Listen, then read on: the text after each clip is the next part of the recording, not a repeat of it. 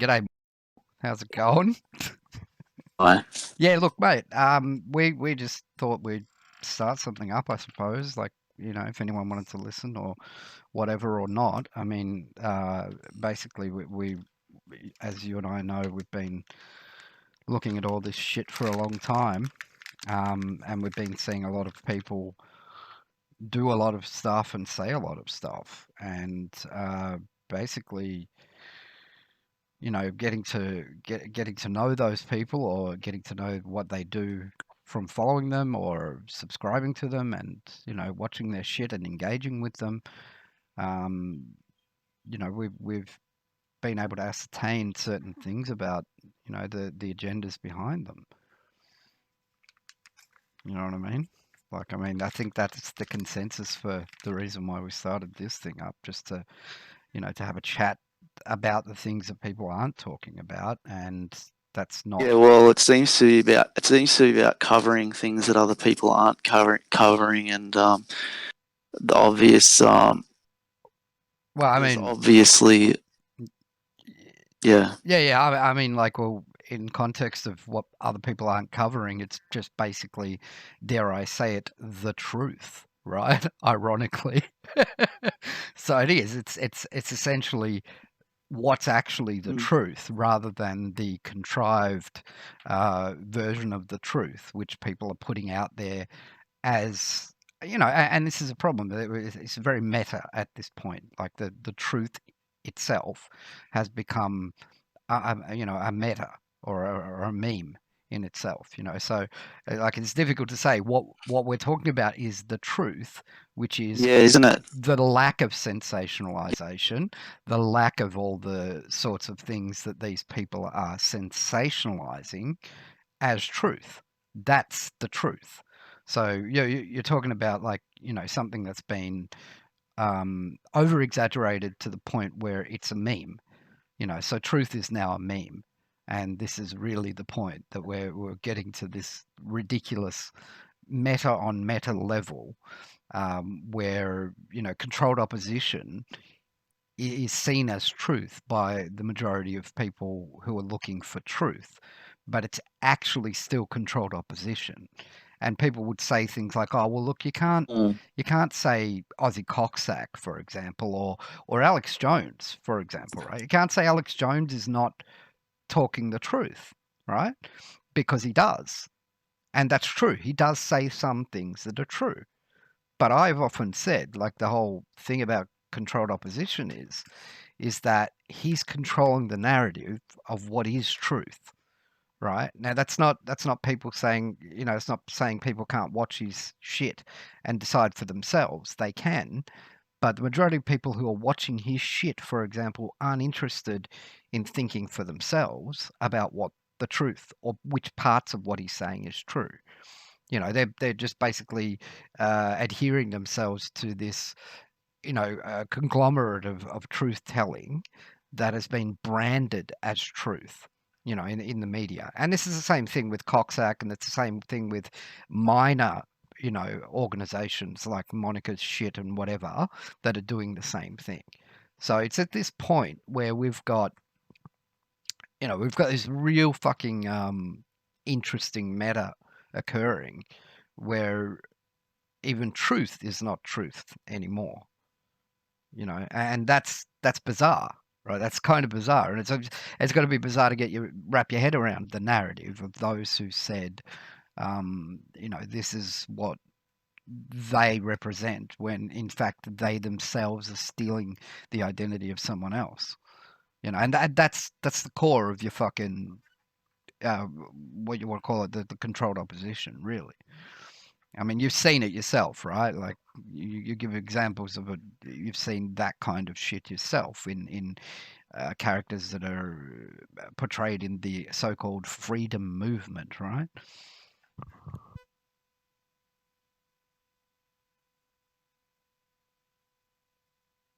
Yeah, it just doesn't seem to be about personal freedom at all. It's just about a brand of following.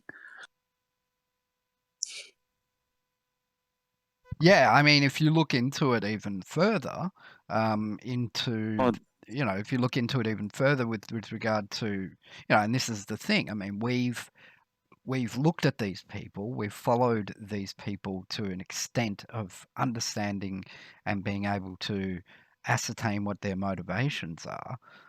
And we've gotten to the point where we realize what those motivations are. And um, it's not conspiracy theory, right? Because this is the thing they're on about now, is that they will use the terms like, oh, it's a conspiracy theory that people are calling us a shill, right? I mean, Ozzy Coxsack will go around saying shit like, people who are calling me a shill are conspiracy theorists. This is ironic because the only fucking audience he has is conspiratards, Mm. right? So he's effectively outing his audience. I mean, this is how meta Yeah. it gets. Do you know what I'm saying? It's just like, it's fucking meta on meta on meta. So like, it's getting to the Yeah. point where you can't discern, even from what they're saying, any part of, you know, what might or might not be truth. And for people who are, you know, rightfully, and let's be fair to them, Michael, that they're looking for something in a world which is completely fucked up. Okay, they're looking around, they're going, hey, you know, these people, and I know people like this, right? I've got friends like this who basically say things like, well, it's good on Yeah. them for going down to the march, good on them for going to the fucking rallies, right? They're standing up for what they believe in. And they are, and that's true. Okay, and we're not going to take that away from anyone.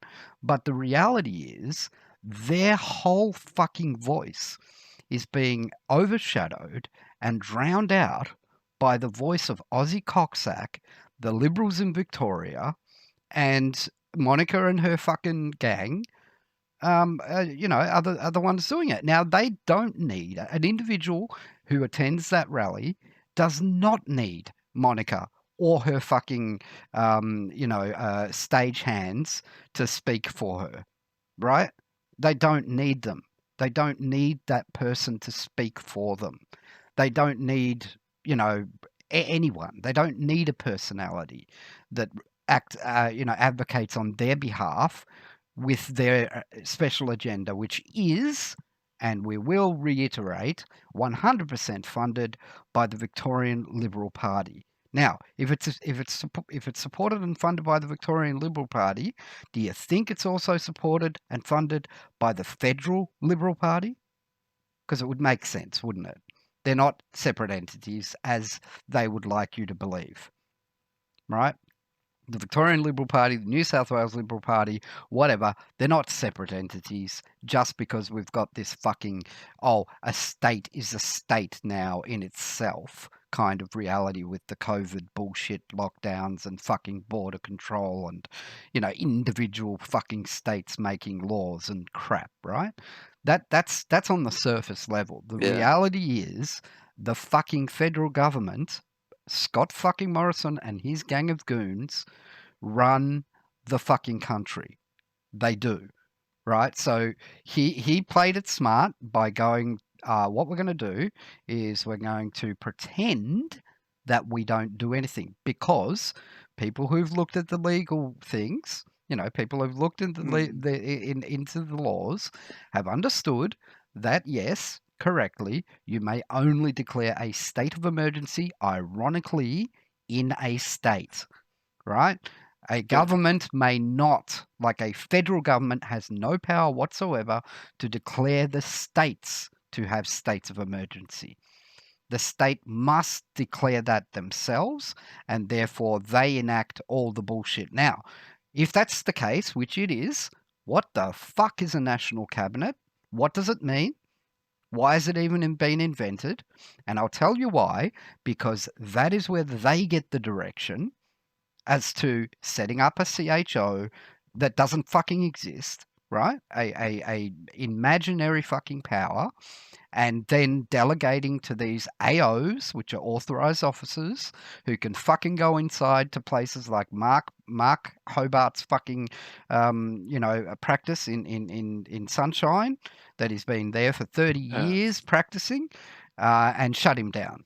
All right. And these are goons. These are not anything. They just made that shit up. They wear a fucking jacket that says authorized officer with a fucking Victorian fucking state government logo on it, and that's it. That is their fucking authorization. Right now, their authorization comes from the CHO, the CHO, the guy who is enabled to create these bullshit fucking roles, and that's it. That's all there is, right? So as far as legality is concerned, we look at it top down and we say, hang on a minute, fucking Daniel Andrews, who isn't a liberal, by the way, sat in the fucking meetings on the virtual Skype, Zoom, fucking whatever it is, Teams, fucking Microsoft Teams meetings that the fucking Prime Minister ran, right? And his bullshit conglomerate of fuckwits called National Cabinet, right? That's where it all came from. All of that shit. Now, obviously, it came from higher up than that. It came from the WHO. It came from fucking, all of that bullshit, whatever. But, domestically, for us, all of those things came from a fucking prime minister who denies having any involvement in any of it. Right? And that's bizarre. Especially when you think about it, because there's nothing more than that fucking Scott Morrison would like than to have a liberal state government in Victoria, obviously, considering he's a fucking liberal. So it's not like he wouldn't want that. That's obviously what he wants, right? So, in that instance, what is he going to do? He's going to do whatever he can do to motivate people to not vote Labor for the state election for Victoria. Because then if he gets everyone fucking liberal, then he's got them all liberal, right? Then the whole fucking country is run, every state is run by a liberal ethos. So then if he has any fucking ideas that he has to put through or whatever, he's not going to have any problem doing it because they're all on the same fucking page. Right? I mean, fucking. Is that why people like Reignite Democracy, Monica Schmidt are all shilling for these people secretly funded? Well, it's not really a secret, but they are funded by.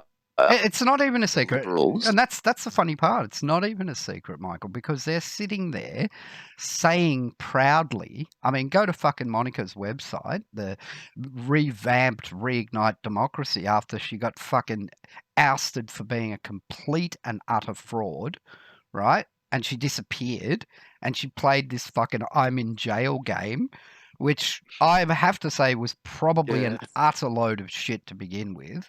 Like, I didn't buy it for a second, to be honest. Of course. So, like, there was something funny going on with that. But yeah, that game that she played with the, fucking getting arrested and making herself a martyr and whatever and all that sort of shit. I mean, it's just hilarious. Now she's going to speak. Yeah. Now she's going to speak live at events from audio. I mean, are you fucking joking? Like, seriously, it's just ridiculous. But yes, I would say that's exactly what she's done. And as you say, it's not a fucking secret. It's not a secret at all. I mean, she has it on her website, openly saying that she's done interviews where I don't know whether she slipped or whatever the fuck it was, or whether it's a bit of hubris or something, but she openly admitted to having direct support. Yeah, it is. From the Liberal government of Victoria. Like, that's it.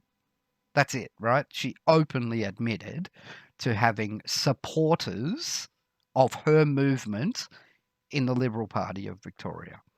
Okay? So it doesn't take, I don't think it takes a fucking genius or a rocket scientist to work out that that's where the dissent, the fomenting of dissent against, and people shouldn't get this fucking wrong here.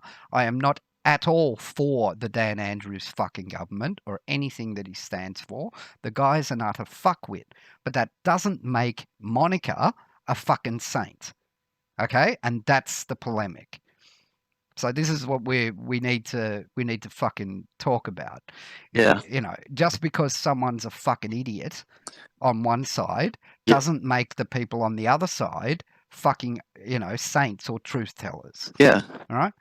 So I think this is. Well, I was telling you the other day that I saw on the Reignite Democracy webpage, someone changed under the FAQ, are you affiliated with a political party? Yeah. It actually said no, and I saw in real time someone actually edit it to change it. But that's interesting because they changed it to yes. Yeah. So that's bizarre. They just made it open ended because it said no, and that's enough to lie. Like, I don't have proof of it because I didn't take a screenshot, but I mean, they wouldn't give a fuck though, man. They wouldn't care if someone caught them, you know what I mean, saying that this was the truth or whatever, that they are actually funded. I mean, like, I struggle to fucking try and understand the ways of the brains of people like this work, because it doesn't make any sense to me that they would now actually admit it outside of like feeling, hubris, or actually having feedback, which is more likely the case, that they've got like some focus group fuckwits that have said, listen, it's going to go much better for us if we openly admit we are fucking liberals, right? And we're funded by the liberals. Actually, let's not say the liberals, okay? What we will say is the United Australia Party. I'm not sure if people can even. What we say is the United Australia Party, right?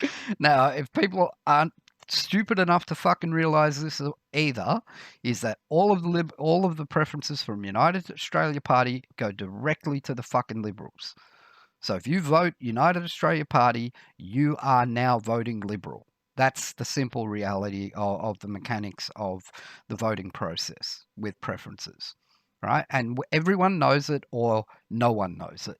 But that's the fact. Now, when Monica, as you rightly said, has now declared an active association with United Australia Party, I don't know if you need to put two and two together here. You know what I mean? Like, it's just hilarious, right? It really is. It's just fucking hilarious that essentially we're sort of, and this is another game in fucking politics in general, especially in Australia, with regard to these fucking so-called independents, right? Like the fucking idiots like whoever, Craig Kelly or whatever the fuck, who was a card-carrying fucking liberal who then said, I'm not going to be a liberal anymore. I'm going to go to the cross bench and become an independent. Now that just basically means that he's now obscuring the fact that he's still going to give any vote in the Senate to the fucking liberals, right? That's it.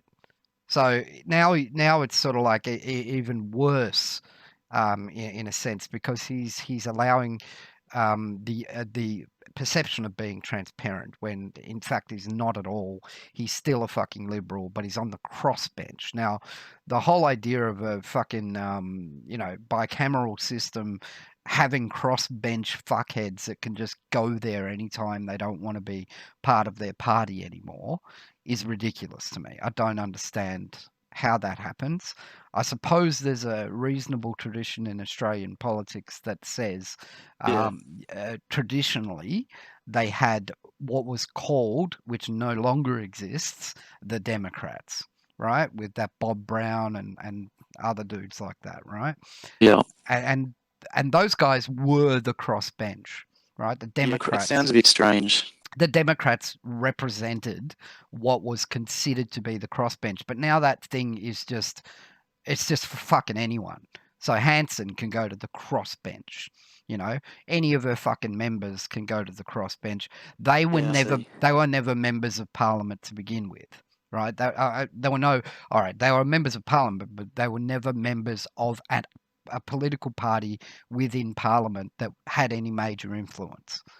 But they used them, the major major parties use these crossbenchers, and predominantly the Liberals, because the fucking Labor has basically no influence whatsoever with crossbenchers. The most they've got is with the Greens, and that's about it. But the Greens have their own agenda, so whatever. But I mean, the whole traditional kind of linkages between what would be normally considered, and this is what people say, there's a fucking two-party system, Adam. That's the way it is. That's all there is in this country. There's two parties. Yeah. You go for that one or you go for that one, and that's it. And that's essentially true, because all of those other preferences that enable you to vote for these other fucking people who are apparently either independent parties or their own minor parties or whatever, have to end up giving preferences to either Liberal or Labor. They don't have the ability to have their own, political system Yeah. at all. They are minor parties. They have no influence in government. They make no bills. They make no laws. All they do is effectively lobby for their interests within that framework, and that's all they can do. And the way they do that is by making deals with the majors. So, say for example, fucking, it's just an example that fucking Jackie Lambie, for example, wanted to say no mandates for all our fucking soldiers, right? She goes, no COVID mandates for our fucking soldiers. Yeah. Yeah. And then you say, well, what's she going to do? Well, she's a vote in the Senate, and she's a vote that the Liberal Party might need to pass some other law, right? So they get her on side and they go, listen, all right, we'll give you that. We'll give you that no vote. We'll give you that no vote on the law that we were going to pass that forced every fucking serviceman to be vaccinated or double vaxxed. And then you'll vote for us on something. Oh, that's right. She's the want. one who was. Yeah. She's a fucking slurry that sits there and talks Yeah. about. Man, I saw her. I saw her. Yeah. Yeah, go ahead. Go ahead. Just her wanting everyone to get vaccinated and stuff. I remember her making quite threatening speeches on. There's some online. She's gung ho with it. she's always gung ho, mate. She's always really ochre and yobbo and harsh, and that's her role, right? That's the role she plays in that framework, and she basically plays it well, but she's not acting. If you know what I mean, she is actually a fucking yobbo. She is actually a fucking ochre idiot, Yeah. and so she's not really even acting. You know what I mean? She's not actually acting. She's not an actor. She's just playing herself in the role, and they just sequence her in whenever they need a fucking supposed independent voice that white Australia would fucking gravitate towards. Particularly patriots and the whiteys and the fucking yobbos and the Israel lovers and so on, right? Those people will gravitate towards a message she says. And it's the same with Hanson, obviously, now to a lesser degree, because she basically gets no press whatsoever. Yeah. And she gets nothing in the fucking Senate. She just doesn't exist, really. But then again, she still holds, from the last election, a certain amount of power in the sense that she has a vote. So, given the fakeness of the bicameral system, they still need to have something passed in the Senate in order for it to, they have to have something passed in the lower house. And I'm not sure if people are aware of this, but the lower house is the House of Representatives, where fucking Morrison and his goons talk. That's not the upper house. The upper house is the Senate. So in Australia, it's kind of upside down, right? Everything goes from the fucking House of Representatives. The Senate. Going back Yeah. Yeah. No, just going back to, so this is like overall like just it's an effort to win Victoria over to the Liberal government in a way. Oh, absolutely. That So that whole Reignite this is Democracy is, yeah, fucking anything associated with Reignite Democracy is just a have anti-Labor. also people in New South Wales like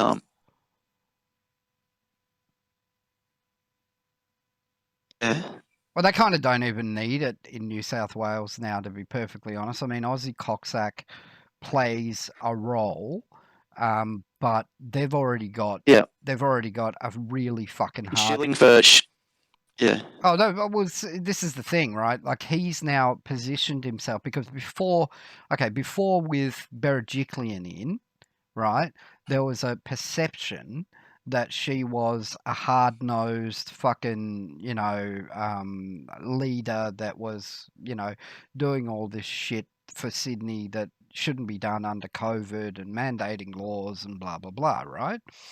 But the reality was that she was playing to her audience, and her audience were pro-vaxxers. So that's the deal.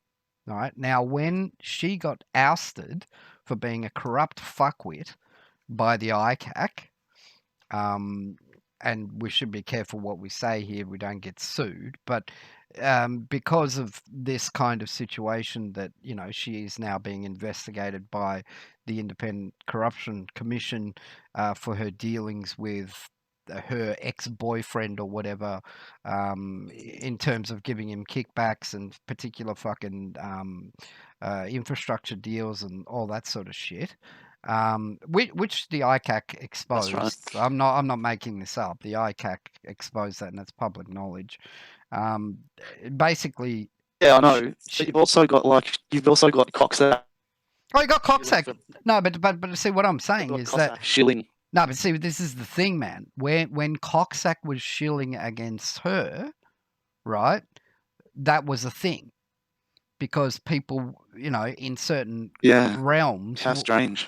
people in certain realms were saying things about the lockdowns and whatever. Now, let's put it in perspective, okay? We know Sydney had fuck all lockdowns, right? And they allowed more exemptions than any state in the country for leaders and for fucking government officials and for public servants and so on. And this is again documented in the public record that she allowed fuckloads of dudes, including her own fucking health minister, to get away with lots of shit.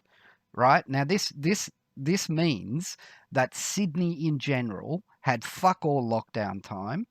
Right, they had the least lockdown time probably of any state in the country, and they had nothing compared to Victoria. Like it's not even comparable. But they had to say to themselves, as Sydney siders tend to do, we are victims.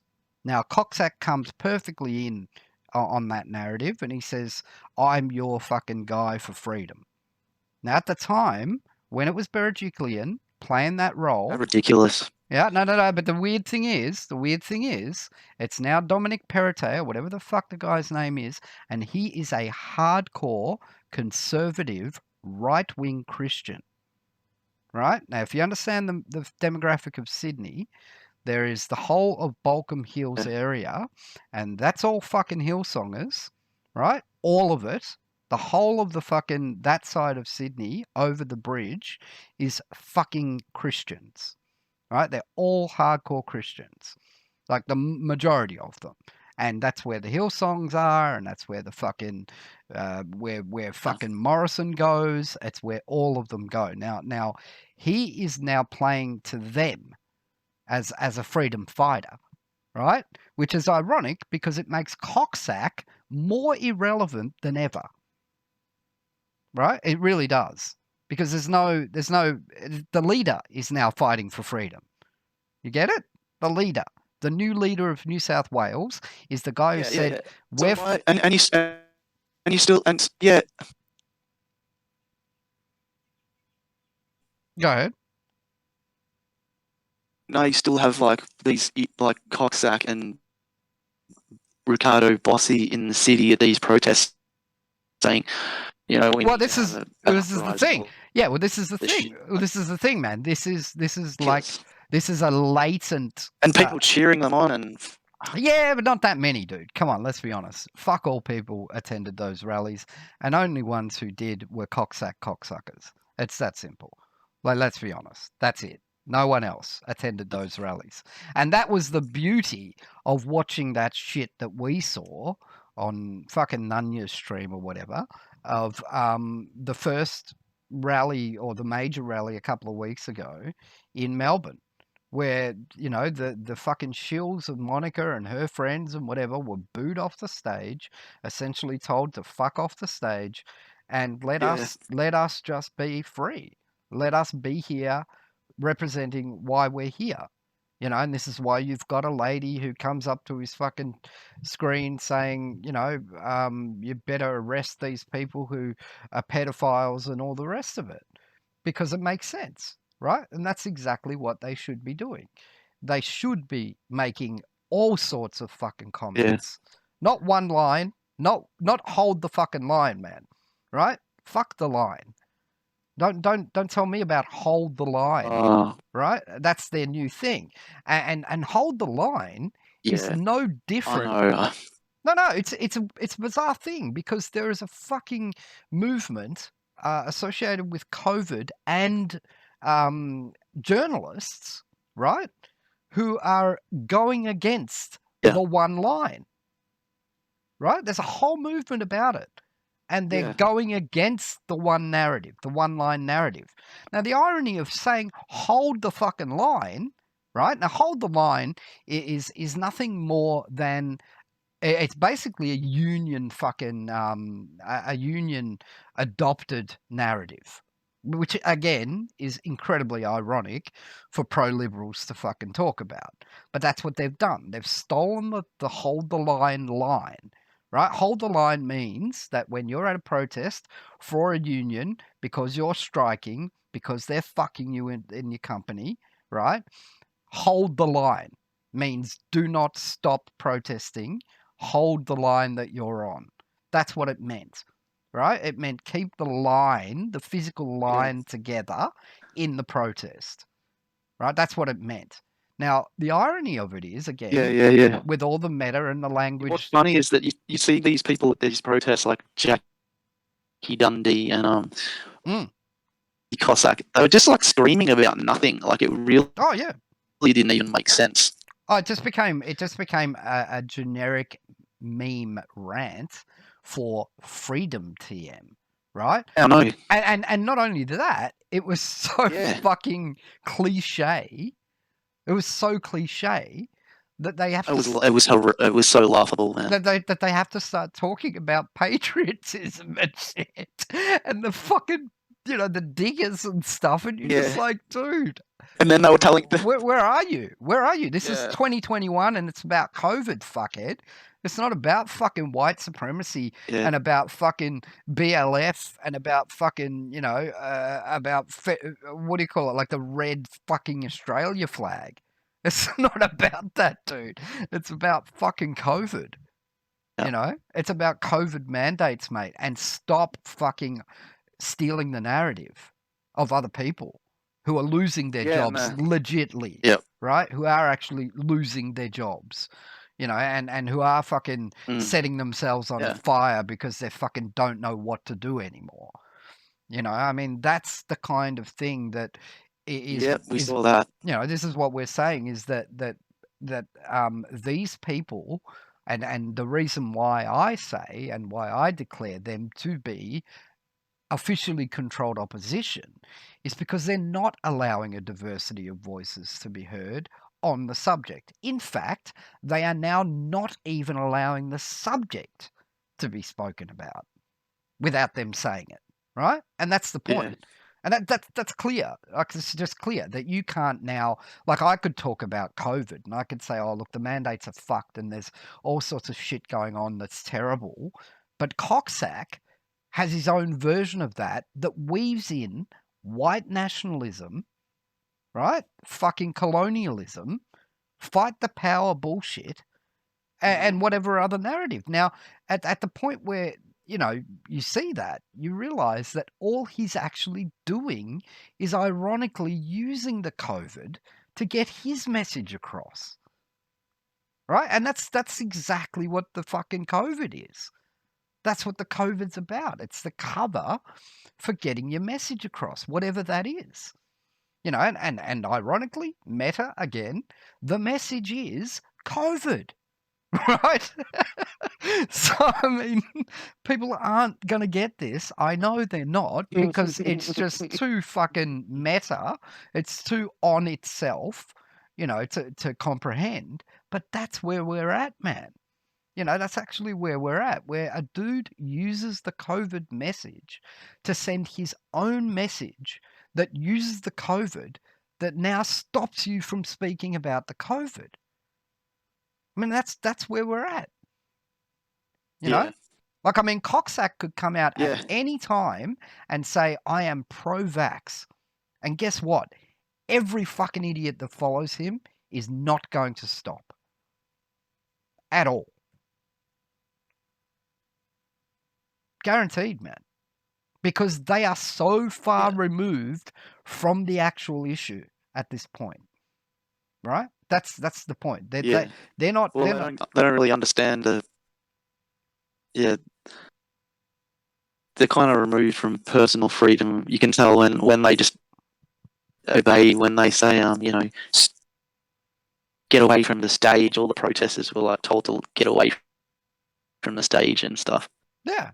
I mean, we were more than happy to see Coxsack and his fucking bossy idiot mate expose themselves as a completely extremist Christian or pro-Christian movement. Now, I'm sorry to say, but if that's the opposition to the state Liberal government in fucking New South Wales, there's no opposition whatsoever, dude. The guy is already an extremist Christian conservative. There is no difference whatsoever between him and Coxsack's narrative. It makes nothing. No sense. Nothing, right? So, at this point, there's a pivot. Yeah. So, as I said before, Coxsack was fucking ranting on about anti-Berejiklian and so on. Berejiklian got fucked. She's out of the picture. All right? And now all Coxsack does, all he does through his narrative, is bolster the Liberal government of New South Wales. That's exactly what he does. Right? And the whole bullshit about taking the country over and overthrowing the government and so on, right? That's just fucking nonsense. That's just noise. Okay? Yeah. But what the real story is we now speak for you on every subject. Coxsack speaks for you. Coxsack is now your voice. That's the issue. Right? That's it. Yeah, and he led them all down into that alley with all the cops, didn't he? Oh, he did, yeah. Yeah, he did. And he denied that he did it. And everyone's like, well, no, we've got it on video that you did it. Like, you were shouting, hold the line, when no one asked. Right? No one asked you to say it. No one said anything about it. No one was like needing the guidance. But you were shouting out of nowhere. It's seemingly well sequenced with the police, doing something that they said, and that fucking Chris Coveries or whatever tried to make some sensationalized event that a police person manhandled a woman, right? Where he pushed her or he moved her away. Yeah. I mean, that was like the most pathetic fucking police action I've ever seen. And it made me think that is completely and utterly staged. Yeah. Right? Because, like, go to Melbourne and see people get fucking slammed to the ground for real for not wearing a mask. Yeah. Okay, and now that's the difference. It was like when Morgan Jonas and all that. Yeah. It's like when Morgan Jonas and they had the freedom rallies last year, and at the Shrine of Remembrance, and people rocking up, and the Channel 7 media.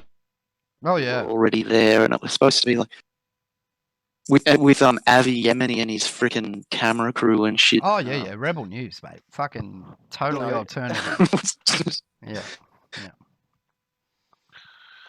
Well, it was just a obviously staged event for designed to agitate, and I think this is what people need to be aware of as well. Yeah, well, this is the real danger, and yeah. I mean, but you know, again, it's appealing to the lowest common denominator, and I don't mean that as the audience. I mean that as, you know, the kind of, you know, look. I mean, let's put it this way: if you were thinking about it from a sort of top-down perspective, you say to yourself, well, Daniel Andrews has done a really good job of fomenting these fuckheads by the way he's acted, right? So Daniel Andrews and his fucking dictatorship bullshit has created these dumb pricks, right? He's created them by his actions, and that's true. And that in itself is actually organic. You know, the fact that people are going to say, fuck, hey, man, there's a dictator here and we're not going to stand for it is a very human thing. That's not inhuman. That's not weird. But what is, you know, insidious is that someone will come in like Monica Schmidt and fucking Avi Yemeni and whoever else, and they will say, this is our fucking meal ticket, right? The fact that it's being created is our meal ticket. And they will exploit it. They will exploit it to the hilt, right? I mean, she'll go on there and shill her fucking T-shirts or her fucking registration for a local fucking, what do you call it? Like, what is it? A local directory of people who are, you know, in the reclaim fucking reignite democracy bullshit. Oh, businesses, yeah. I mean, come on, man. Seriously, like that's the oldest fucking game in the book, man. It's like what you do. I don't know if you remember, like people used to have them on their fridges and shit, right? You know, people would go, "Oh, who's your local plumber?" Right? So there's some dude who ran that business would call up all the local plumbers in the area and say, "Hey, mate, for $100 a year, you could be listed on our fucking registry."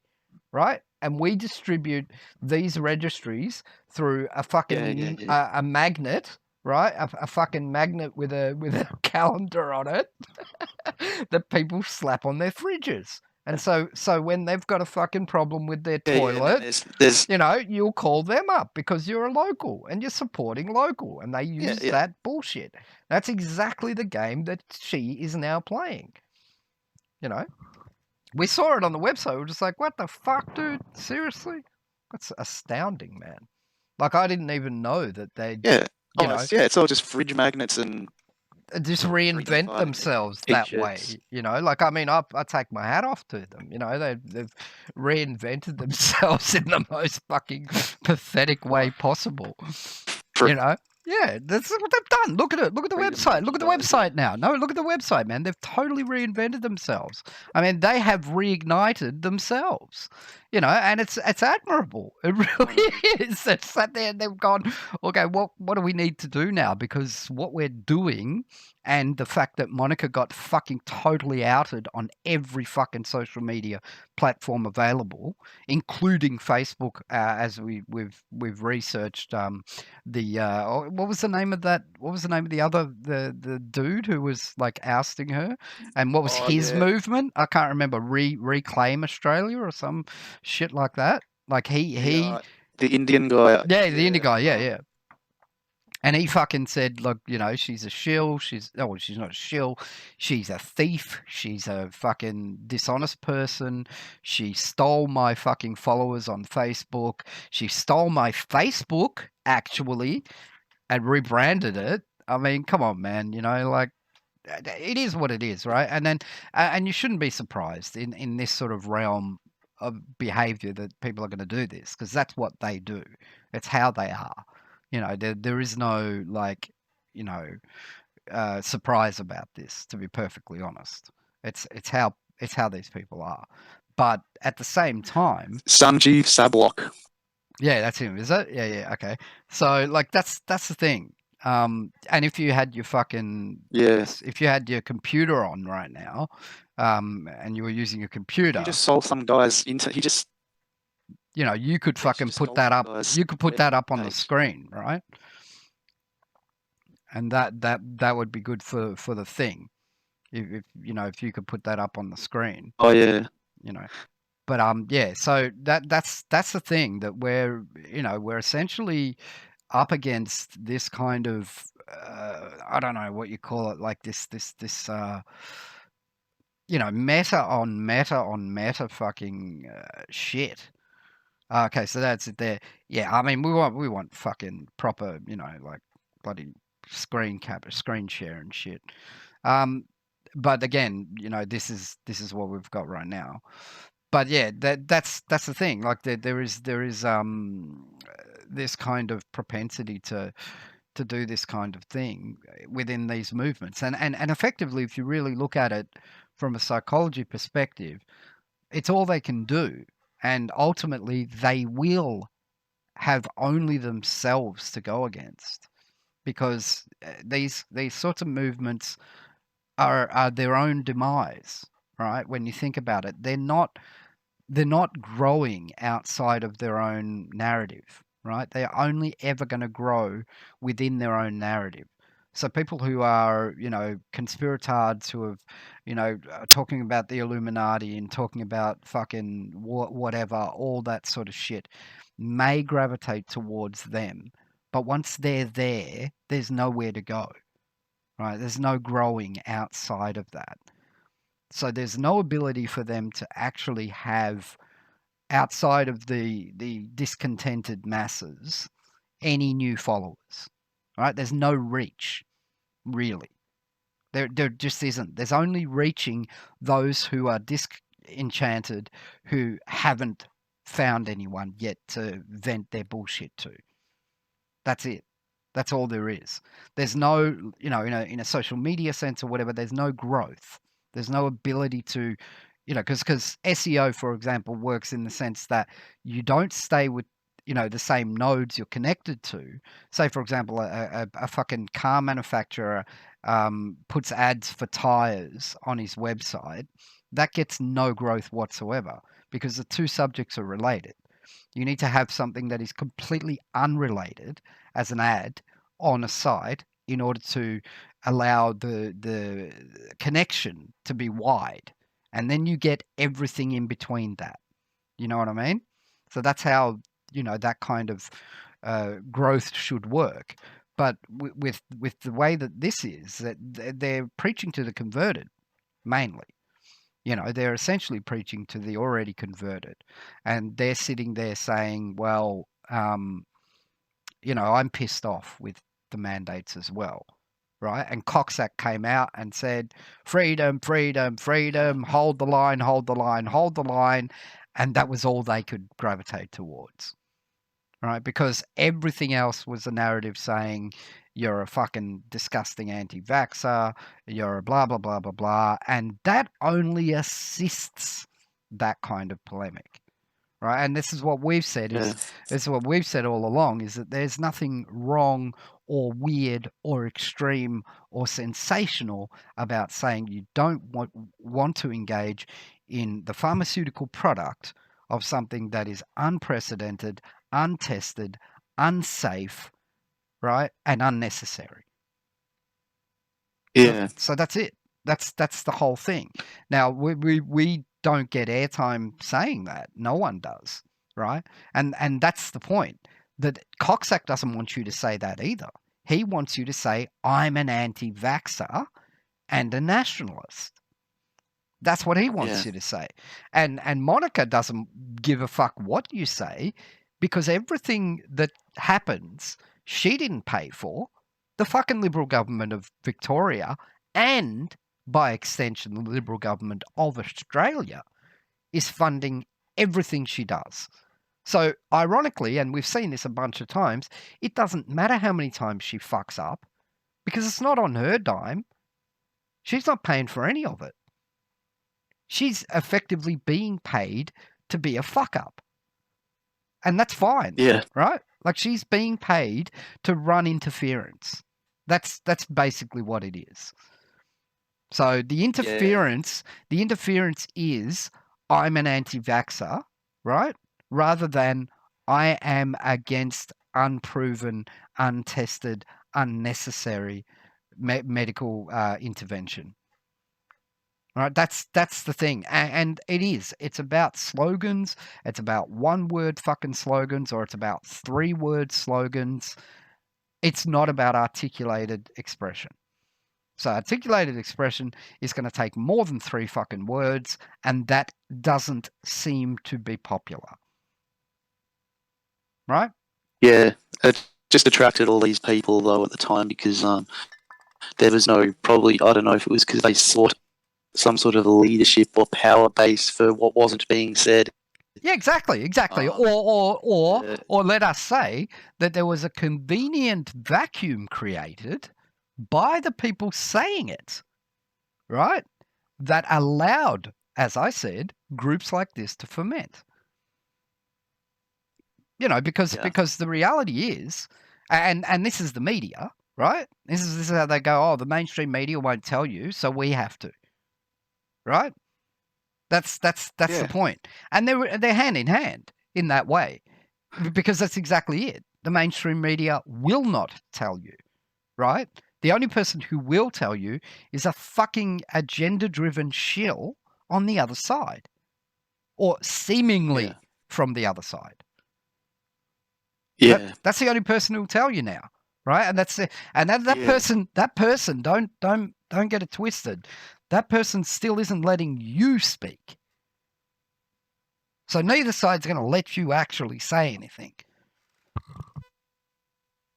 Yeah, because if you deviate from the polemic, then they can't have it. Sadly. I mean, that's the point, isn't it? That it gets to the ridiculous situation where you can go, and you and I know this from experience of going into a chat channel or a fucking whatever and just deviating slightly from the sensationalized narrative outs you as a troll, right? And you're automatically a fucking infiltrator for the other side because you didn't adhere directly to this one fucking slogan narrative. I mean, it's just ridiculous. Yeah. It's ridiculous. It is. It's ridiculous, right? Like, and you know, like on the other side, you got these fucking, you got this, I don't remember her name, but you got this fucking idiot who is apparently a fucking socialist, right? And a fucking, you know, whatever, like at those Melbourne rallies, who was pro-vax and had about 500 people attending, when there was literally 50,000 people or more, probably more, in Melbourne protesting the mandates. Really? Yeah, Who was it? Oh, I can't remember her name. I'll do the research and I'll look her up. She's Moreland fucking counselor or some fucking. She's like a diversity. I know the one. Yeah. Whatever her name was, right? And she's the pro-vax person, and she set up the pro-vax rally, which about, as I said, 500 fucking sad cunts attended. Right. At first, I thought you were going to start talking about that calf crew, that pro-vax, pro-union, anti. Oh no, that's just fucking the infiltration of the union movement, right? Like, I mean, you talk about Setka and shit going all pro-vax. There's no fucking union anymore, man, because he is, and I'm not saying this from a mandate, pro-mandate or anti-mandate perspective.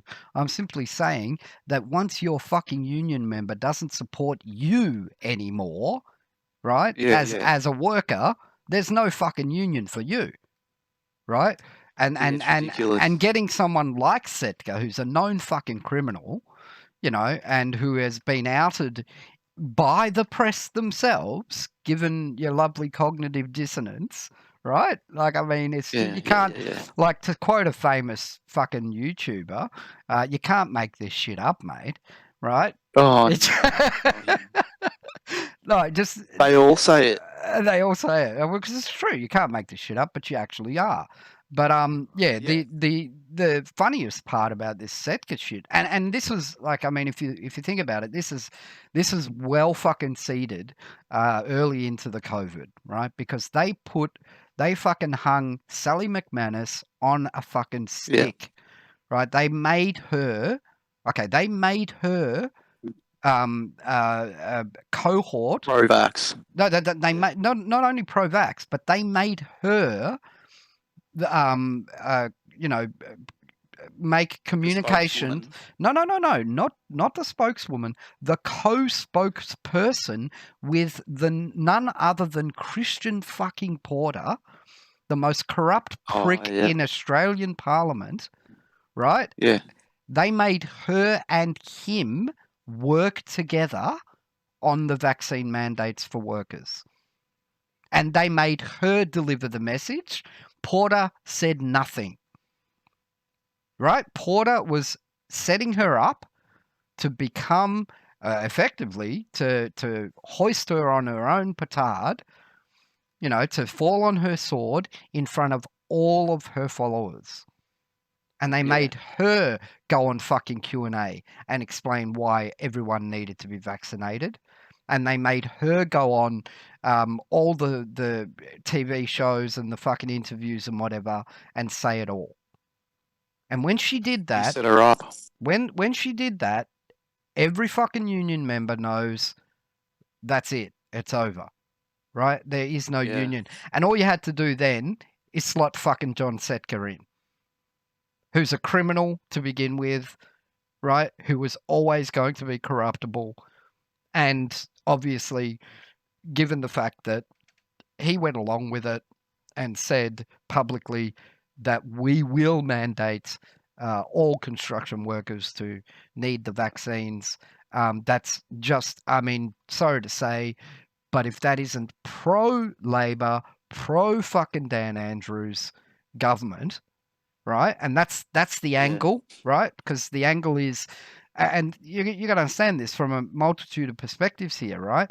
That means that the unions are Labor still, right? That's what it means. When the government and the unions, because remember, Labor traditionally is union, Labor is traditionally Labor. It's not called Labor for nothing. Labor meaning Labor, as in working. And it represents traditionally working people, right? So at the point where you've got fucking John Setka saying this, everyone wasn't surprised. Everyone's like, nah, well, he's a Labor prick anyway, right? He's always going to go with what Dan said because Dan is an ex-fucking union guy, right? So, of course, he's going to go with what Dan said. And the funny part about it was, by doing that, he destroyed the fucking union movement. Clearly. Yeah. And now they've become this shit pro-vax crap. There you go. Half team. But without further ado, did you talk when you were talking about the socialist from was it Moreland Council? I think something like that. Yeah, I forgot her name. Was it? I forgot her name. Just look it up. Pro-vax rally leader, whatever. Her name is something. Not Sue Bolton. No. Nauhi Jim. Yeah, that's her. Nauhi. Yeah, that's her. Her. Yeah, that's her. Yeah, go have a look at her. Yeah. No, you go have a look at her, and you'll see that she is a card-carrying member of the Socialist Party. Yeah. Of whatever, and she's running for election, blah blah blah, whatever, on the socialist side. Now, the irony of that is if you go to her website and you go and look at it and look at her values, she says she's pro-diversity, she's pro-choice, she's pro-freedom, blah blah blah blah. Except she's mandating 100% that anyone who doesn't take a vaccine is a fucking idiot and you're out of society. Right? That's clearly what her mandate is. So, I mean, the irony and the hypocrisy continues unabated from both sides. Okay, that's the takeaway here. That's the message, that it continues from both sides, that it's never stopped on either side. And she's only doing that because, for whatever reason, she thinks she's going to get a following of these people. But what she doesn't realize is that most people don't understand why they took a vaccine at all. And I've spoken to people who basically told me, I wanted to keep my job, so I took a vaccine. And then they start saying things like, yeah, but vaccines are safe. And I said, listen, mate, you don't even have to say that. You just said your only reason for taking it, right? Don't worry Yeah. about the rest of the narrative. We know it's Yeah. bullshit, okay? Well, I We know know, people who took it. Yeah. but we know once you make that decision that that narrative is the only voice you now have. So you've gone to the that side, and therefore you need to parrot that vaccines are safe. You need to parrot that you're saving everyone by doing it. You need to parrot that fucking COVID is real and deadly, right? Even though there are only statistics saying the opposite, right? But you have Yeah. to say that because that's the choice you've made, right? So even those people on that side are no more free than anyone on the other side because they can't say their own thing either. They're not allowed to say it, right? They're not allowed Yeah. to say anything. So, and again, once again, like I know people who, you know, are boomers and whatever, who want to go on their fucking cruises and whatever, right? That still Yeah. don't get to do it after being fucking triple vaxxed. You know what I mean? They Yeah, I still know. don't get to do it. Yeah. And they're wondering why did I do that? Because my freedoms are not here yet. And I was promised freedoms by society if I did the right thing. Okay? And that was the narrative. That was the narrative that was given to them, and that's how it is. The reality Well, is you've got the very basic one too, where people mm, would just promise that they wouldn't die or be affected by this supposedly terrible virus, well, we know that, you know, from multiple and sources now of they are sick. well, yeah, we know them from multiple sources that, you know, like, I mean, look, it's even been stated by, you know, relatively, if you can even get that voice in the mainstream media or any media at all, that, you know, basically taking a vaccine gives you 112% extra chance of having something like myocarditis. Right, so like I mean, if you put that in context of your chances of dying from COVID, that is a ridiculous amount of orders of magnitude of increased risk from having a vaccine. Yeah, Like it just is. yeah, It just is, you know, and Dr. Hobart and other people have spoken about this at length, describing that, you know, essentially there are valid reasons for people not wanting to engage in what is essentially a pharmaceutical marketing campaign that is not yeah, just a marketing campaign, but look, it goes further than this, man. It does because look, you really got to think about this from a you know, like if you look at it from a pharmaceutical perspective, you're like, well, guess what, guys? All of a sudden, we got to do mRNA shit when for years it was never allowed.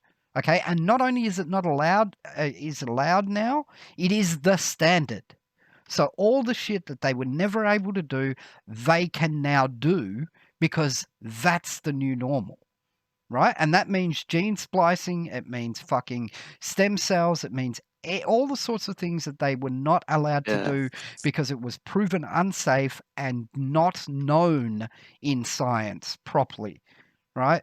That is now just all on the It table. was always a violation, wasn't it? It was always a violation to Well, do that sort of shit. there were all sorts of objections towards it, notwithstanding ethical considerations, but also medical, just straight up not, you know, knowing how this shit works properly, and cloning kind of shit with Dolly, and you know all the sorts of things that happened years ago when they Yeah, experimented with this like didn't turn out well. You know, it just didn't they turn out still well. don't know.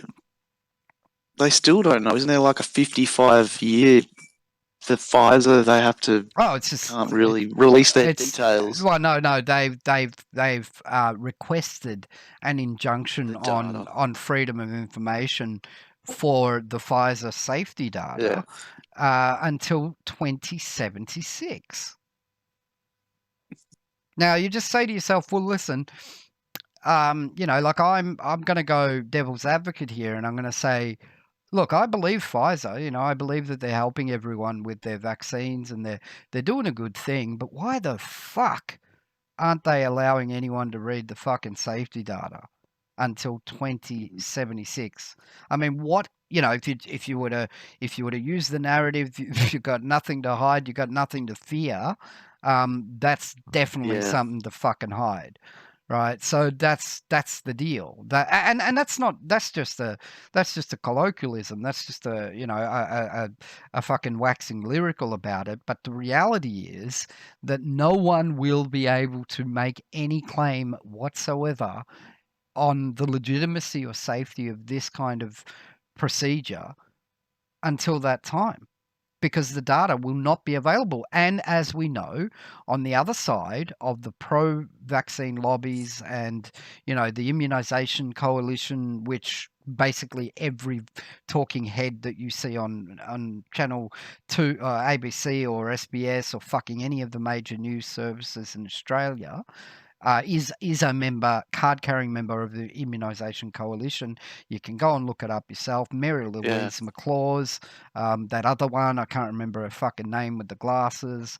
They're all members, okay? They're all card-carrying members of the Pro-Immunisation Coalition, which just happens to have direct links to companies like Pfizer. I mean, people were going to say, well, conflict of interest, and it's funny because even the Lancet and other people who, run what were considered to be reputable medical journals, have basically outed those organizations as being inherently corrupt and corruptible.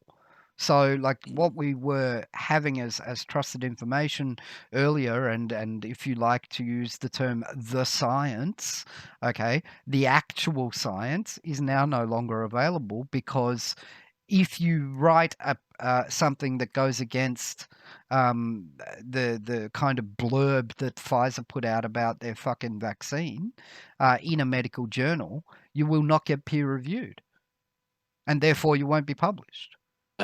So, I mean, that's now, a problem, really, when you think about it. That's a problem with any kind of objectivity that you might be able to have in making an informed decision or informed consent associated with taking a medical product, which we believe is still a thing. Right? We still believe that informed consent, and it's funny because if Australia was really serious about this shit, they could have just said, fuck informed consent completely. It's not necessary. Okay. We don't care about it. It's an old way of thinking. We now just trust the science, which is Pfizer's latest fucking advert for their product. Okay. Informed consent is now not longer necessary. And effectively, that is what they did without doing that. And the way they did that is by applying indemnity to every person who administers a vaccine, or every organization that administers a vaccine. You cannot sue them for anything. You as an individual cannot sue them for anything. You take no legal action whatsoever if you take a vaccine and you have a problem with it. All right. The most you can do is go to VAERS or go to the Australian equivalent, which is run by the fucking TGA, which again is directly, and this is not a conspiracy theory, in the pocket of Pfizer, AstraZeneca, Oxford, BioNTech. It's in the pocket of all of them. I mean, you don't get a blanket approval with zero fucking evidence of safety from the national regulator if it's not in the pocket. I mean, and we know this goes higher. We know this goes much higher. We know that this is the mandate, if you like, that countries were given by Pfizer and by Oxford and whatever, right? They were given the mandate that this is going to happen everywhere, right? They weren't given individual licensing agreements country to country. Pfizer said this is the deal for all countries participating. Okay, and they said it in certain ways with other countries that were less off in terms of assets or in liquid ability to provide any kind of collateral for Pfizer, giving them free vaccines. Right? They started demanding fucking public resources and military bases, and other assets, government owned assets, as collateral for the extortion that you may not distribute the vaccine to anyone else, any other country, nor may you make any claims against us at all with regard to its efficacy. We determine what its efficacy is. We then disseminate that to the media, and that's the end of the story. Okay, that's it. That's it. No one questions it. No one gets to question it. No one in the medical profession gets to question it. No one in any research capacity gets to question it. Right? That's it. We have determined through these agreements that's the efficacy. Right? We've said it. You're going to believe us, and that's all. And that's interesting considering, say, for example, Pfizer's record in terms of litigation over the last 20 odd years is something in the order of $4 billion of payouts for having been litigated against, for falsely labeling their products, for coercing governments into taking medicines, for having medicines that didn't work as expected, for having medicines that were causing danger to people. And these are only a few. It's like 4 trillion. It's 4 trillion. Yeah, that's It's right. like, Yeah, it's $4 trillion or something. and if I think it's a Good Work website you that do decide has that information. But I mean, decide to err on the side of questioning this shit, you'll get hired. Your things get. oh, you just get no, you just get shut. You just get shut down, like in every circle. I mean, I'm not doubting for a second that academics at Melbourne University, the one out of 1,000 that have a conscience at such an organisation, who asked the question, would now no longer be in any position of influence whatsoever. And that's how they do. And this is a greater, this is the greater thing. I mean, we haven't discussed this, but effectively, what we're really talking about is an environment where only people who literally have no idea what they're doing in positions of power are able to have any influence. So anyone who knows anything about anything, whether it be, let's say, the Hippocratic Oath, like Hobart, for example, said, listen, I still go by what I swore by as a doctor when I first became a doctor, and that's called the Hippocratic Oath. Right? To do no harm to my patients, to uphold patient confidentiality, and that kind of thing is traditional values that someone who is 30 years in the game, not 5, will know about, right?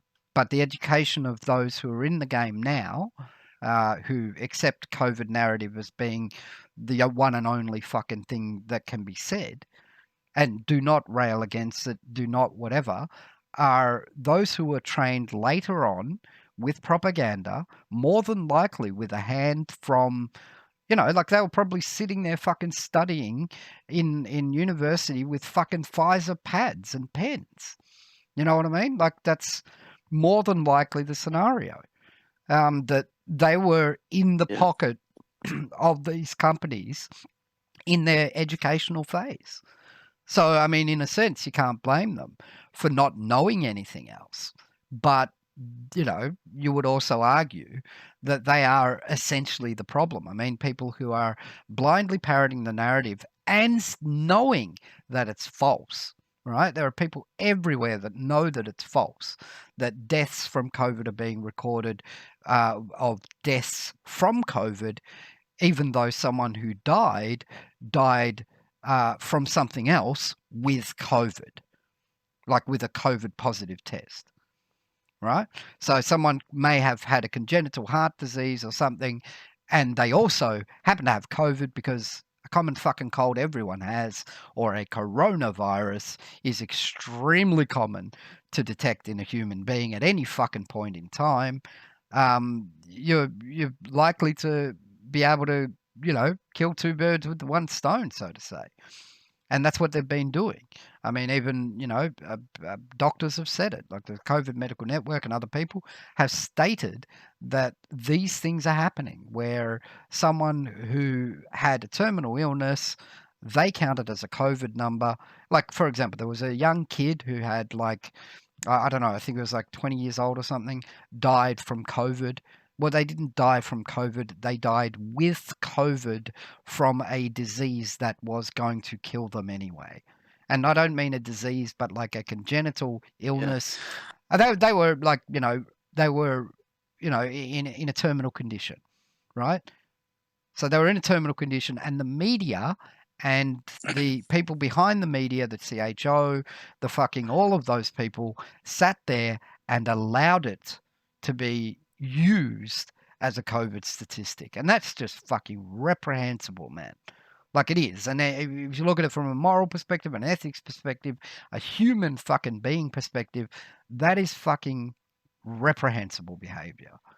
I don't accept it at all, and it's happening everywhere. Yeah, and I just imagine people like Aussie Cossack coming along and thinking they can represent you for knowing stuff like this. Yeah, I It's mean, abominable. yeah, I mean, it's not. He's not the one saying, like, oh, this and that, blah blah blah, whatever. He's just essentially saying that, yeah, we don't. I don't know. Like he's not representing fucking anything, dude. That's the point. The only thing he represents is his agenda, and his agenda has nothing to Oh, do but with it's like, COVID. You know, yeah, his agenda has it's nothing. just the bizarre thing. Yeah, his agenda has nothing specifically to do with COVID at all. It's all to do with his agenda, and his agenda is about nationalism, and it's about fighting the government, and it's about overthrowing the rulers, and so on. Now, I'm sorry, but we don't live in fucking in Cossack times, okay? And these narratives are not relevant. What is relevant is that mandates are against human rights. That's the relevance, okay? And if we're still in a world that considers human rights, then this is a valid point. If he's now saying to us, well, look, guess what? You're not in a world that considers human rights anymore. We've evolved back to fucking Cossack times, right? Like, I mean, it's just retarded. We're not. We're in a fucking modern, undemocratic society now. That's what we're in. We're in a modern dictatorship. That's what it is. Like when you've got a socialist ideology, I mean, people are like, oh, no, it's not socialism, man. I'm like, okay, dude, there's nothing more socialist than me saying to you, you are now 100% responsible for the person down the road from you. You are responsible for their health. You. And you don't know them, and that doesn't matter. That's fucking communism. All right? There's no That's further way of describing that ridiculous. than being extremist communism. Because you're now responsible for that person down the road. You personally. And that's the narrative, right? And the reason why you're responsible is because you breathe. Yeah, That's it. That's it. That's the one and only reality. That's your fucking sin, is that you breathe, right? So like, if you take that in a how dare you? well, how dare you indeed? I mean, like, that's the thing, that if you decide for yourself how it is best to breathe, you're a dissident, right? Because I say to myself, Yeah. The best way to breathe is to not have something covering my face while doing it, because that gives me maximum oxygen intake as opposed to obstructed oxygen intake. Then I'm saying to myself, that's the best way to breathe. Now, if that makes me a fucking rebel, then I'll start my own fucking channel and tell everyone to fucking be rebels and breathe normally.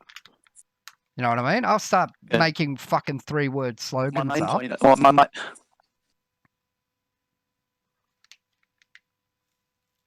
main point about Coxsack though was you have parents coming forward saying that they know that their child's death certificate was fraudulently altered to include COVID as the main cause, and Yeah.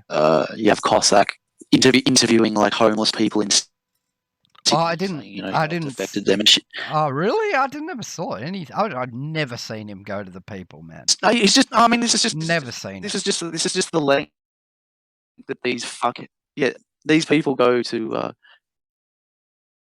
try and represent. I've never seen him go to the people, man.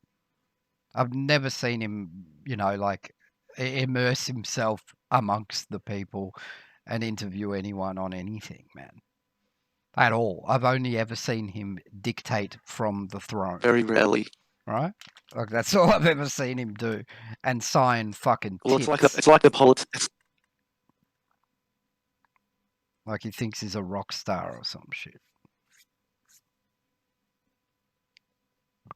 To do, he has to go down into the sewers and of reality every now and again to represent, to pull up some sad story, and then he can, shield himself more effectively, I guess.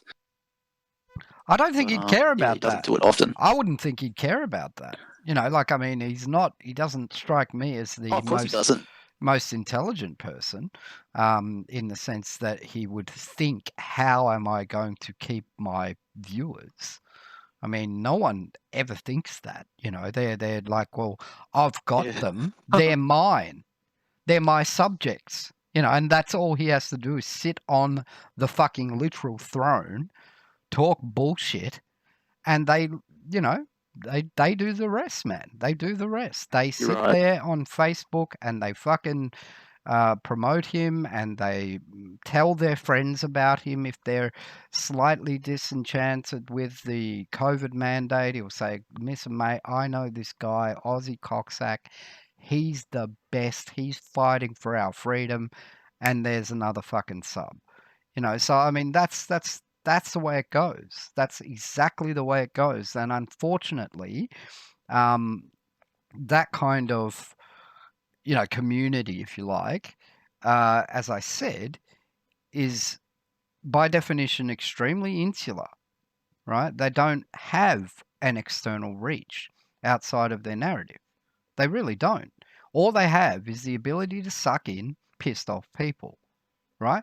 Now, when you're thinking about the psychology in a scenario like this, of how people deal with all of this, there's a couple of types of people, I think. I think one of them is the person that says, "No, mate, I'm going to do whatever the government told me to do because," and I don't think in a country like Australia that people really think the government does anything, right? I really don't think that they necessarily believe that the government rules their life or does anything, or thought that until now. Okay, they didn't, because by and large, Australia is a country where you can do whatever the fuck you want and have nothing to do with any of it. Right? It really is. Like, it is. To a certain degree, or it used to be. Right? Before all this shit, it used to be. And we'll get into why, Australia was chosen for that role, perhaps in another conversation. But the predominant archetypes of people, the predominant archetypes of people who basically go for this kind of Coxsack narrative are people who are pissed off without a voice.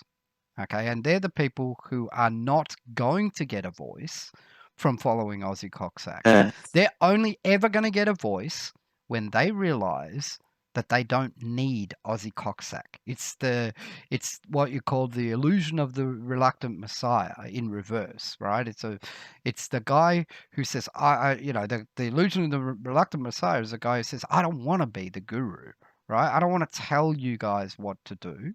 Well, he's the opposite. He's saying, I will only tell you guys what to do. You will never figure it out for yourselves. And that way I get to keep you. Okay, and that is the narrative of Aussie Coxsack. But it's also the narrative of the other side. It's also the narrative of the extreme pro-vaxxer who will now accept logical fallacies as truth and reality, right? They will blindly say to you that vaccines are safe, that they're proven to be safe, that I now never used to watch ABC, but now I'm an avid ABC watcher, right? When ABC is fucking irrelevant and has been for years, but now I watch it. So I now made ABC more relevant than ever. And bearing in mind, before all of this COVID nonsense, mainstream media and media on television in general was shitting themselves about how irrelevant they've become. Now, the opposite has happened now, right? They have become more relevant than ever because you've got fuckwits like that Casey fucking Briggs sitting there with his fucking John Hopkins fucking charts showing you every fucking hour on the hour the last person that caught the COVID. Right? That makes them now relevant. Yeah. ABC played this game, man. They played this game because they've always been and they've always played the role. Now, this is funny if you think about it in context because unbeknownst to them, or unwittingly perhaps, they led up to this with the bushfires before it, years before, because ABC performs an essential role of truth information to people about things in their domestic world. That's their role, right? And that's why they started focusing on rural shit, notwithstanding the fact that that's the majority of their fucking audience. But they also started focusing on hourly fucking reports about bushfires and all that sort of stuff. So they're effectively, the video or television arm of the radio from years gone by. Because the radio is where you would listen to things and you would get the information about your local fucking street being on fire and you can't go down there, and that's the role ABC provides. Now, they took that and ran with it with COVID because they became the premium fucking outlet for all the bullshit propaganda from John Hopkins and other, and the WHO and so on, right? But they became the trusted outlet for that information. And that's what they did. Audience. That's what they did. And then all of everything on YouTube or on fucking, alternative media, so-called alternative internet media, became propaganda and conspiracy. Everything. And that's the new polemic. That's the new media polemic. Now, those guys were like, well, hey, guess what? Just like that guy who used to be called a nerd who was bullied at high school, who now calls himself a nerd, taking the name back. That's what these fuckheads on the alt news channels did. They said, yes, we are conspiracy theorists. Yes, we are conspiracists. Right? So they adopted the narrative. And so that became the place. And that only helped mainstream media, by the way, obviously, right? It only helped build the polemic of truth.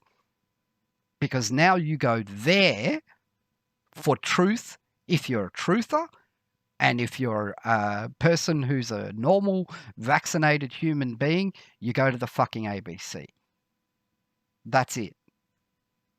Right? You don't watch anything else, you go to the ABC because the ABC will tell you the truth about COVID. That's the narrative.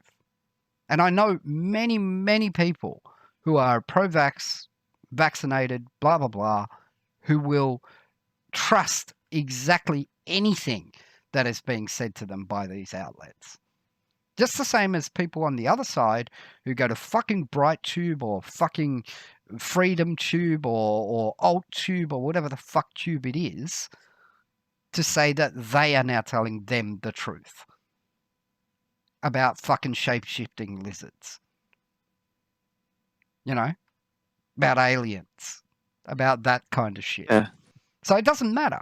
The polemic has been created and it's stronger than ever. You know, there's nothing that you can really do to change that kind of thing. You know, so that's What was that? What was that you were saying before about the reluctant Messiah?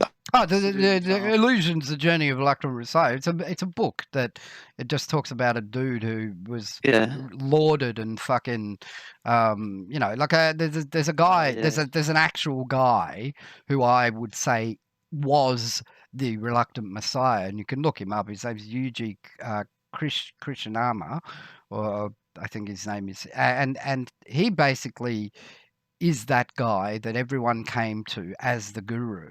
And he just said to them, he said, I'm just a dog barking. All right?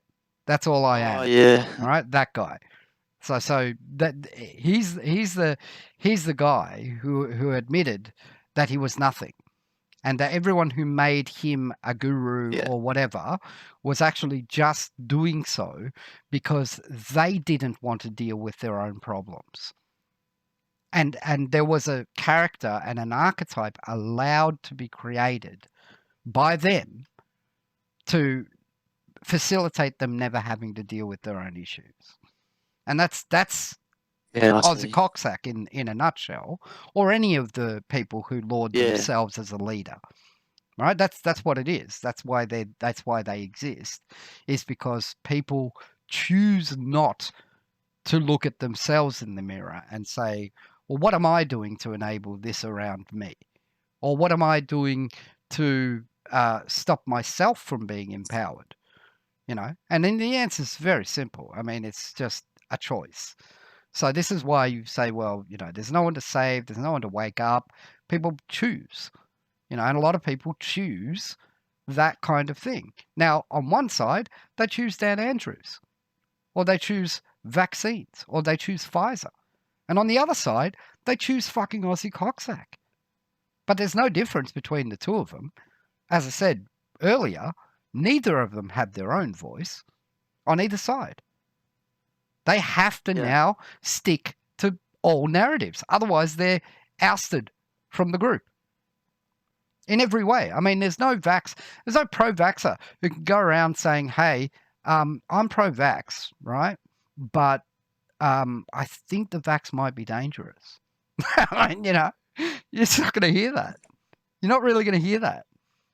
Because that would take... I've heard a few people say that actually recently. Then they are very regretful individuals, obviously. Yeah.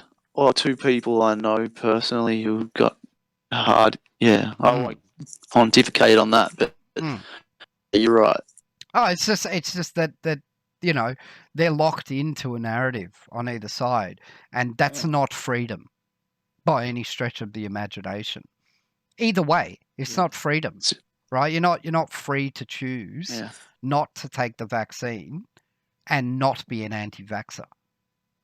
And I'm giving the idea now, here and now, that that's actually available as a third, you know, option. Outside of the polemic, that's actually available. You can be a person who's not interested in the vaccine and a reasonable person. You don't have to automatically gravitate towards the fucking extremity of Ozzy Coxsack or calling yourself an anti-vaxxer. It does not help. Right? Don't take the label.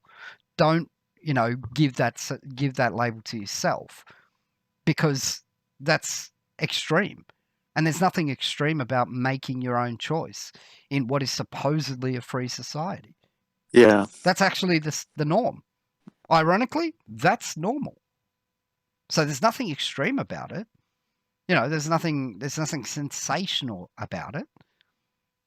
It's just normal to make your own choice.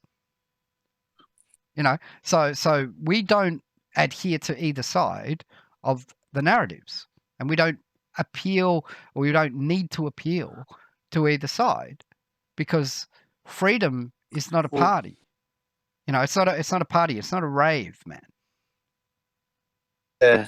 You know, They did recently change the definition, I think, of anti-vaxxer, didn't they? I don't know. Did they? Just someone who is opposed to vaccination, to anyone who just questions the vaccine. Oh, I don't know. I don't know if there's even a word for anti-vaxxer. Maybe it's been added to the dictionary at lexicon. I don't know. Yeah. That's hilarious. It has, man. Oh, well, that's hilarious. Has, man. Oh, okay. That's hilarious. It's even in Merriam-Webster and every. Yeah, it's stupid, bro. Yeah, that's hilarious. Look it up in look it up in Merriam-Webster or something. I don't know. Well, I mean, look, they added post-truth to the dictionary several years ago, and I think when they did that, you're basically fucking with the whole notion of what truth as an absolute could be, and lots of things stemmed from that after it. Like all sorts of narratives are available when you fuck with words that were absolute. So making the accommodation for something other than truth in the context of truth is a fucking problem. Right, like it's just a problem, because now you've got the fake news. News is fake news. Fake news is fake news. And you could just use that for anything you want, and that has been clearly done in every way. I mean, like someone who now questions the numbers of people dying from myocarditis with regard to the vaccine is now spreading fake news.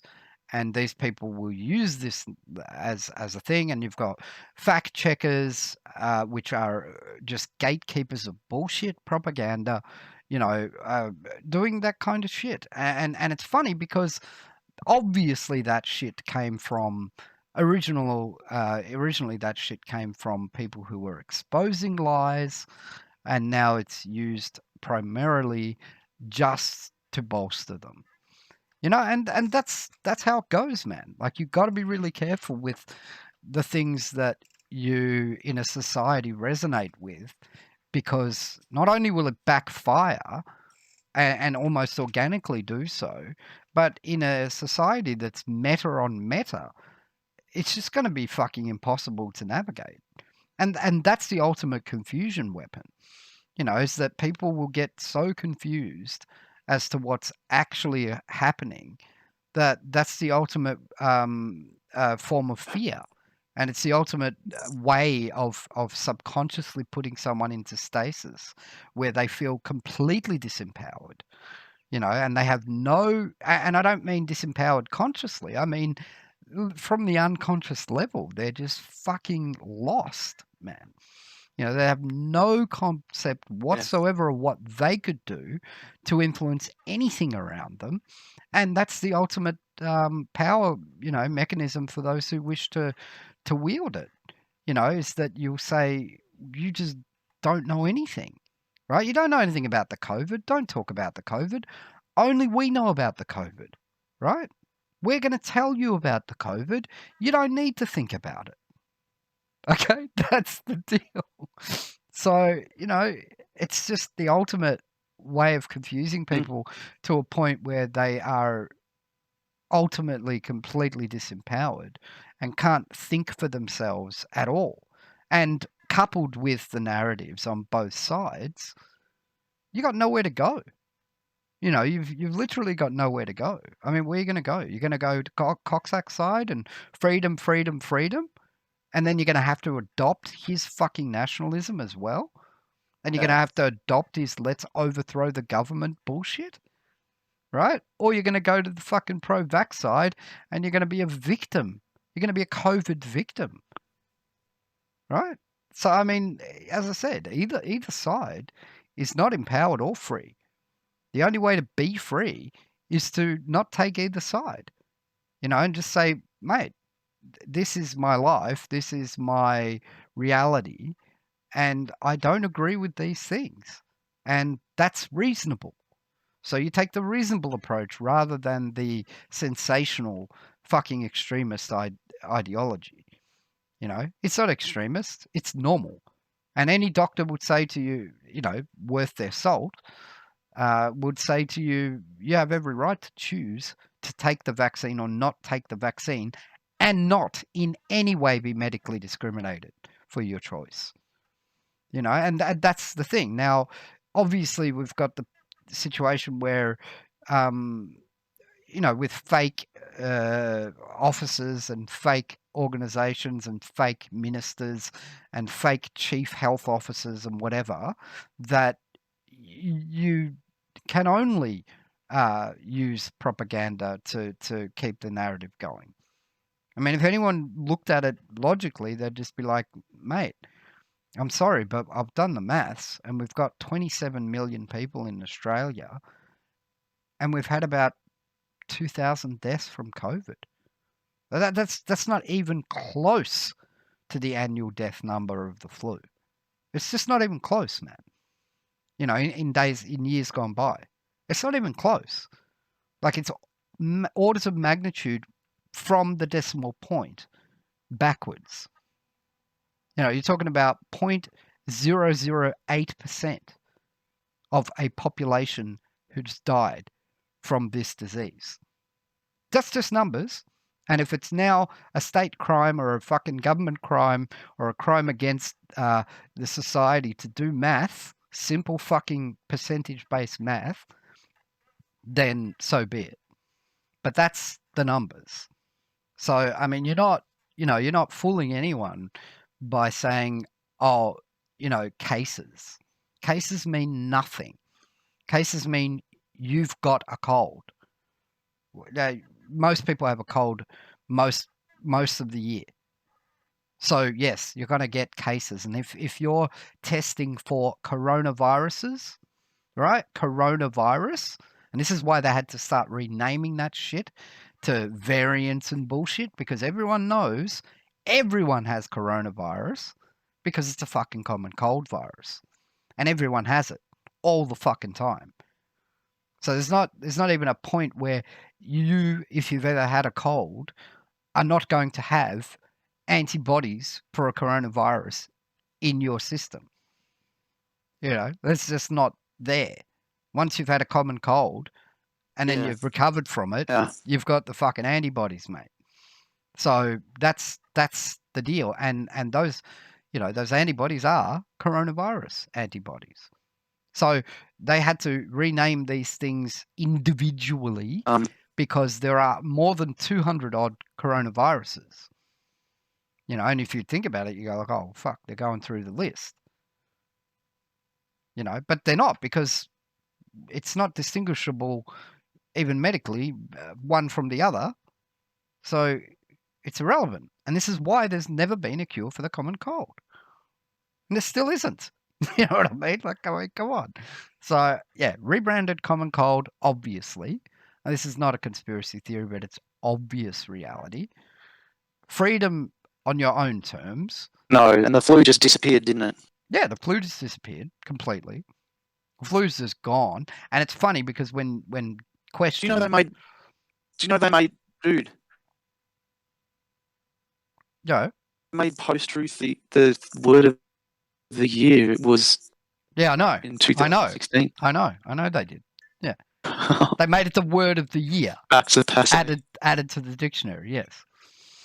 So yeah, it's interesting that ridiculous. Yeah, it's just interesting that this, like, I mean, you're just not going to get your way out of this, and be sane in any way, or maintain your sanity and or your empowerment of freedom for yourself by following either of these sides of the narrative. You're just not. So you need to do the hard things, have the quiet time yourself. Post is not in Merriam-Webster. Post-truth isn't?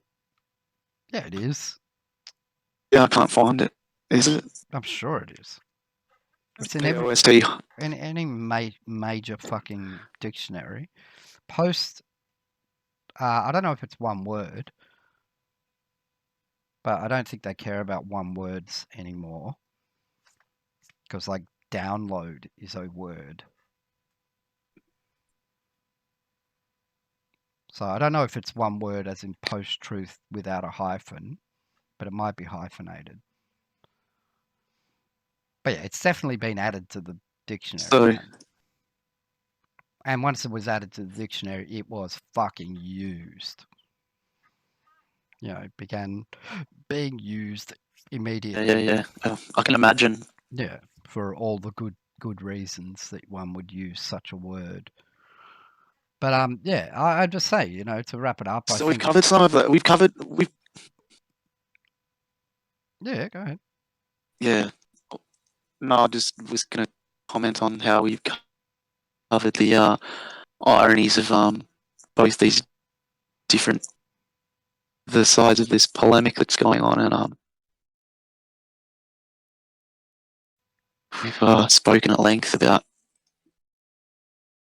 personalities to be aware of, and Oh no, yeah, not. I mean, I'm not. Like, we're not ousting anyway. We're just like referencing fucking figures within the narrative. You know, I mean, that's really what it is. These are the narratives that are out there, and these are the people who proudly own those narratives. You know, and good for them. You know, that's theirs to have. They can have them, and anyone who gravitates towards them can have only those also. They can't have their own way of thinking, though. They can't look. These what I'm saying is that these places do not allow, by definition, they don't allow and cannot allow diversity of thought. You know, so you can't have your own individual interpretation of what Ozzy Coxsack is saying. yeah, And you can't have your own individual interpretation of what Dan Andrews is saying. You can't. You're not allowed to. Either way, you're not allowed to, right? Those narratives are closed. They are all hold the line narratives. They're all one line narratives on both sides. You know, so the best free way of being for yourself is to not gravitate towards either of them and realize by doing so that the middle understanding of all of this is that it's totally reasonable not to um, you know, want these to make these choices. It's totally reasonable to make the choices, not to gravitate towards either.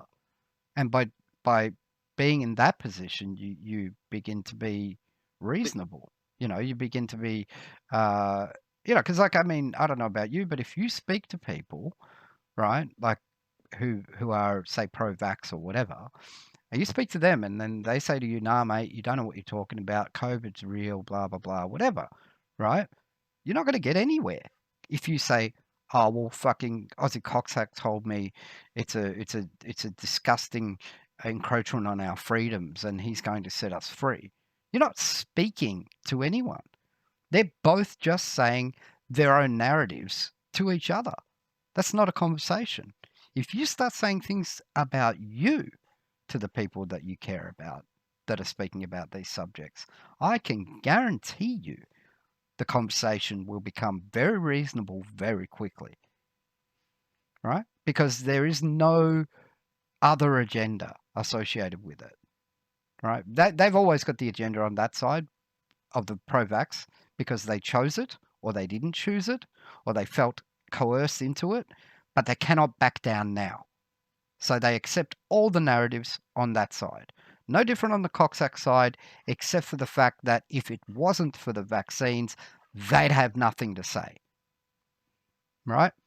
But on the pro-vax side, they have to accept all the data, all the fucking propaganda from John Hopkins, no matter how ridiculously unbelievable it is. They have to accept it. But if that's all you're going to talk about, and that's what Coxsack and Monica and the others are telling you to talk about with these people, there's never going to be a rapprochement. There's never going to be a point in the middle where you can speak about what actually matters to you. So you need to find the point where it's personal, right? Because Aussie Coxsack's fucking agenda about throwing the government over it's really is not personal. It's really about holding their line, isn't it? That they're about holding the line, both sides. Yeah. It's holding their line. Yeah, holding their line for them. Holding their line for them. That's what it's about on both sides, right? So either side is holding the line that they've chosen by being on either side. But I'm not interested in the line. I'm only interested in my life. So if I speak to someone, I'm like, hey, man, you know, I've been, you know, like you've been personal. You're like, oh, dude, I haven't been to a doctor in 20 years. I look after myself with like, you know, drinking fucking ginger or I eat turmeric in hot water or something like that if I feel sick. And I listen to my body and tell me what I need to do because there's no one better to tell me that. Like there isn't. You know, without being a fucking hippie or without being, you know, hokey or fucking, you know, whatever about it, the reality is you are the best person to listen to what your body needs. And if you don't listen to it, when it told you you should eat this or you shouldn't eat that or whatever, you only got yourself to blame because you didn't listen, right? So hone the skills of listening. Get your fucking crystals out. Start doing your transcendental. No, I'm just kidding. I'm just kidding. No, do what you do to nurture your soul, and that will put you in touch with what your body wants. All right, that's no fucking hokey bullshit. That's no whatever. It's just very simple mechanics of psychology and biology and all the other ologies that are important to keeping you alive and living. So this is all that matters, right? Nothing else matters. The fucking narrative about fucking Omicron or moronic or fucking whatever it is, that's their language, man. That's the line over there's language, right? And imagine this. The other side, Aussie Coxsack side, I don't necessarily just mean Aussie Coxsack. There are many, many others, but it is Aussie Coxsack for his, you know, extremist agenda of freedom that literally has nothing to do with COVID. The other side is going to tell you to talk about the same fucking thing. So they're going to tell you to talk about how Omicron, right? They're going to say it's fake, it's blah, blah, blah, it's whatever. But this is a statement of the obvious, and all you're doing is actually using the word. So don't use the word. It's not about you personally. What about you personally is none of those words on either side. It's about your life. It's about you living. It's about your having the ability, you know, to say to yourself, well, look, mate, you know, about the vaccine, I'm just not that into it because I've always taken care of myself with regard to medicine and anything medical. You know, I've always taken care of myself. And we know that you could say how, or you could say how you feel personally about Omicron or moronic variant or whatever, but you don't even really have to say it's not real, blah blah blah. It's irrelevant. Just say it's irrelevant. It's yes. As we know, by definition of even speaking about it, we already know it's a made up fucking thing. So why are we even going to talk about it?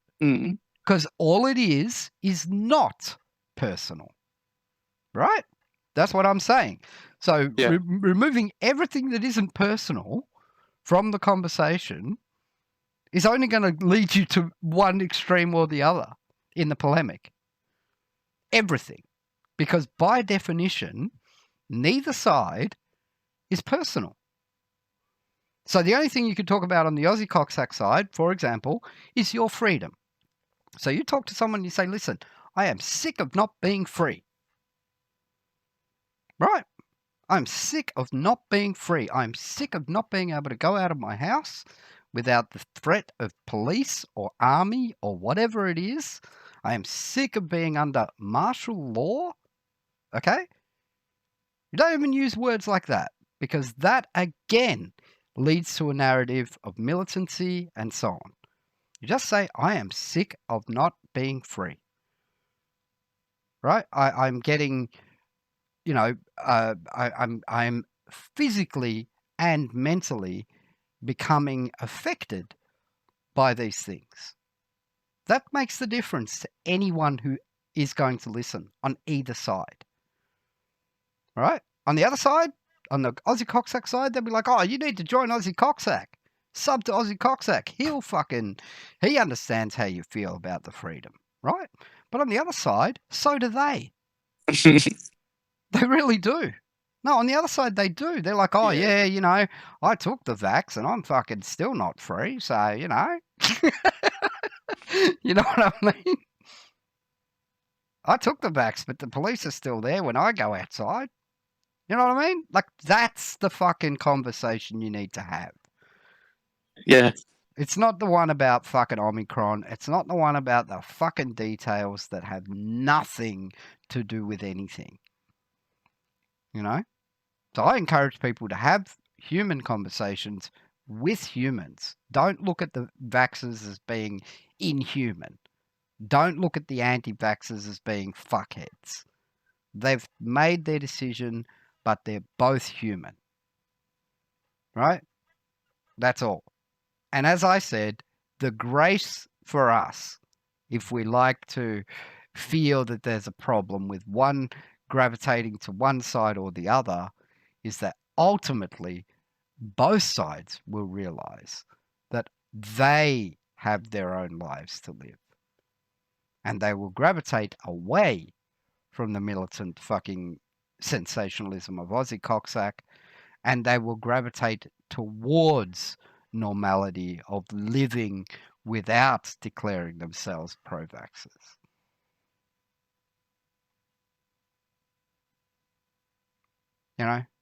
That's it. And that is where the normalization occurs. And I think that that's something that we all have to look forward to on both sides. It's not, I mean, as I said to everyone, I know who's taken vaccine. Good on you, mate. Like, if it's your choice and you made the choice, then good for you. A lot of them will say to you, actually, it wasn't my choice. I just wanted to keep my job. Right? That's your choice, to be intimidated about a job with a vaccine mandate. So you should actually be on Aussie Coxsack's side.